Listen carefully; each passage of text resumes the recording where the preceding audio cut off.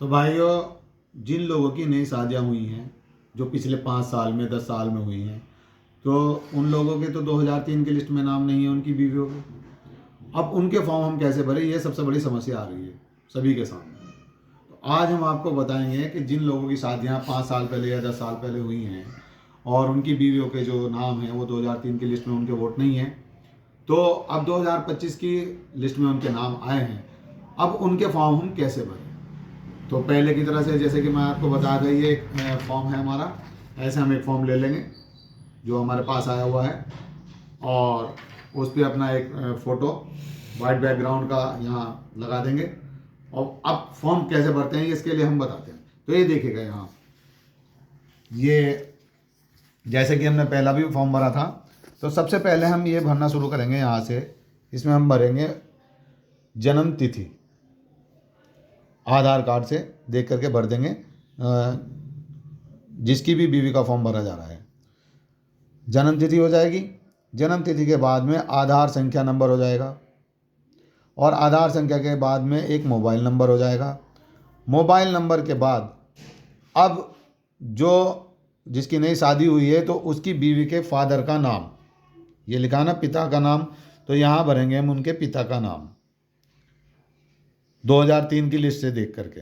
2003 की जो लिस्ट है जो हमने उनके मायके से मंगाई है, उसमें जो उनके पिताजी का नाम लिखा हुआ है वो इसमें भरा जाएगा।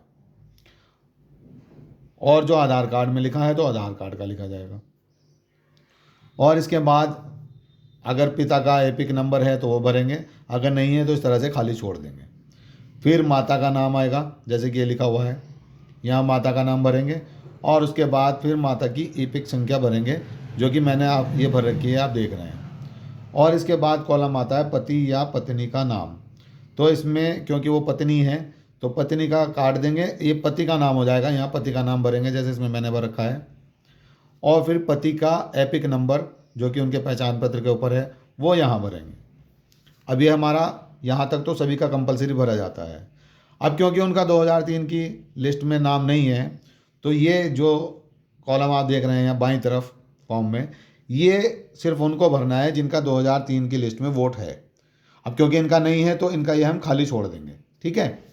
और ये अब यहाँ हम दाहिनी तरफ भरेंगे जिनका 2003 की लिस्ट में नाम नहीं है, उनका अब ऐसे भरा जाएगा। ये आपको मैं बता रहा हूँ, ये देखिएगा। यहाँ सबसे पहले लिखा हुआ है नाम, तो यहाँ जो है 2003 की लिस्ट जो है उसमें देखा जाएगा कि किस तरीके से जो है उनके माँ का नाम है या उनके बाप का नाम है, उसमें वो देखेंगे हम। उसमें देखने के बाद में जैसे कि मैंने इसमें लिखा है मकसूदा, क्योंकि उनके पिताजी अब जीवित नहीं हैं, तो अब जो है हम उनकी माता का नाम यहाँ लिख रहे हैं। तो ये हमने उनकी माता का नाम भर दिया। यहाँ उनका EPIC नंबर जो एपिक नंबर उनका दिया हुआ है वो हम यहाँ भरेंगे। उसके बाद इनसे संबंधी का नाम, यहाँ हम उनके फादर का नाम भरेंगे, चाहे वो जीवित हैं या जीवित नहीं है। यहाँ संबंधी में हम उनके फादर का नाम भरेंगे। और यहाँ जो लिखा हुआ है संबंध, इस संबंध में अब हम ये दिखाएंगे कि ये जो हमने यहाँ लिखा है शाहिद, ये इनका इससे क्या संबंध है। तो ये जो हैं इनके पति हैं, तो यहाँ संबंध में इनका हम पति भर देंगे। इसके बाद फिर जिला बिजनौर, राज्य का नाम उत्तर प्रदेश, और विधानसभा निर्वाचन क्षेत्र का नाम जैसे कि आप देख ही रहे हैं बिजनौर है, तो यहाँ हम बिजनौर भरेंगे। अगर नजीबाबाद है तो नजीबाबाद भरेंगे। यहाँ विधानसभा निर्वाचन क्षेत्र की संख्या आती है, ये आपको 2003 की लिस्ट से देखना है। और यहाँ हम भरेंगे जैसे हमने लिखा है निर्वाचन संख्या 5 नजीबाबाद।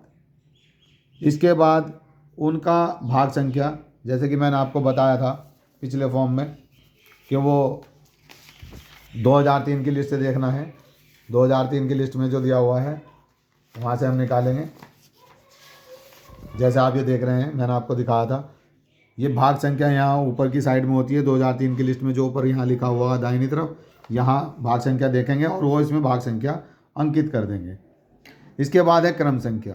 क्रम संख्या ये होती है जो पीछे जो है क्रम संख्या होती है, ये हम यहाँ लिख देंगे। क्रम संख्या के कॉलम में। विधानसभा निर्वाचन क्षेत्र की संख्या जो ये यहाँ निर्वाचक नामावली में पड़ी होती है 2003 की, ये यहाँ भरती जाएगी। इस तरीके से हमारा फॉर्म जो है पूरा भरा गया है और यहाँ उनके साइन करा देंगे। ठीक है, तो अब आप ये देख रहे हैं कि फॉर्म हमने जो भरा है ये हमने पूरी तरीके से कंप्लीट कर लिया है। ये उन लोगों के लिए है जिन लोगों की 5 साल पहले या 10 साल पहले शादियाँ हुई हैं और उनके नाम 2003 की लिस्ट में नहीं है। तो मैं समझता हूँ कि मेरे पास जितनी जानकारी थी उस हिसाब से मैंने फॉर्म को सही भरा है। अगर कोई भूल चूक भी होती है तो उसके लिए फिर हम आपको जानकारी देंगे, लेकिन मैं आपको पूरी जानकारी अभी दे चुका हूँ। ये बिल्कुल सही फॉर्म भरा है हमने। तो इस तरीके से अपने फॉर्म को भरें, परेशान ना हो, बहुत सुकून से भरें। हो सके तो पहले कच्ची पेंसिल का इस्तेमाल करें, कच्ची पेंसिल से भरें। और जब आपके BLO आपके घर पे आ जाएं तो ये फॉर्म पहले उनको चेक करा लें, उसके बाद पेन से भरें। मेरी वीडियो को जो लोग देख रहे हैं वो ज़्यादा से ज़्यादा इस वीडियो को शेयर करें, क्योंकि हम लोग तो यहाँ मंडावर से हैं, लेकिन हो सकता है जिला बिजनौर वाले भी देख रहे हों, यूपी के और ज़िलों में भी देख रहे हों जहाँ SIR चला है। तो सभी लोगों को ये फॉर्म भरने में उनको मदद मिलेगी। तो सब लोग जो है इसे ज़्यादा से ज़्यादा शेयर करें और इसको लाइक करें ताकि सब लोगों तक ये मदद पहुँच सके। शुक्रिया। सलाम।